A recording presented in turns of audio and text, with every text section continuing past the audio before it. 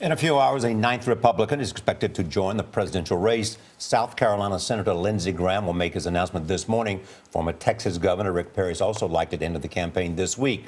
On Face the Nation Sunday, former Florida Governor Jeb Bush told Bob Schieffer that he hopes to announce his plans soon. I hope I run, to be honest with you. I'd like to run, but I haven't made the decision. Well, what would have to happen between now and then to convince you not to run? Who knows? I've learned not to answer a lot of hypothetical questions. You're probably going to run. I hope so. I hope I'm a candidate in the near future. If I am a candidate, by the way, I'll have a chance to talk about my record, share my heart, and offer ideas that will give people a sense that their future might be brighter than what we have today. The new host of Face the Nation, CBS News political director John Dickerson, is with us from Washington. Good morning, John. Good morning, Charlie. Big shoes you've got to fill there, young man. Yes, I mean, very large shoes. I could just get a paddle and row down the Potomac. They're so big.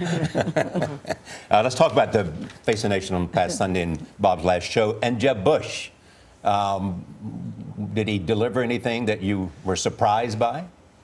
Well, what Bob was getting at there in that set of questions is how blurred the line has become between when you're saying you might be a candidate, where the campaign finance laws are quite loose, you can raise a lot of money and do it in ways that make it very easy, or when you say you're a declared candidate and all kinds of restrictions come in. That line has gotten so very blurred, and a lot of campaign finance watchdog types say, you know, there's really just no distinction, and the candidates should be a little bit more forthright about this. I'm not sure that's going to hurt Jeb Bush politically, but that's what Bob was going after there. Well, Martin O'Malley announced over the weekend that he's officially in the race. Was there anything that struck you about his announcement, John? Well, so Martin O'Malley is, he said two things that were shots at Secretary Clinton. One was the idea that voters want a candidate of the future, not the past. We've heard Marco Rubio say something like that. And then he also said that the presidency is not a crown to be passed between two families.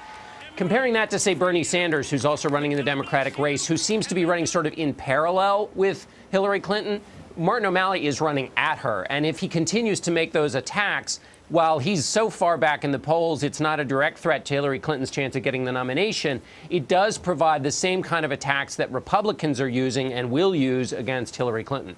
And, John, we've seen, of course, Senator Rand Paul's stand against the Patriot Act. Does it help or hurt his candidacy?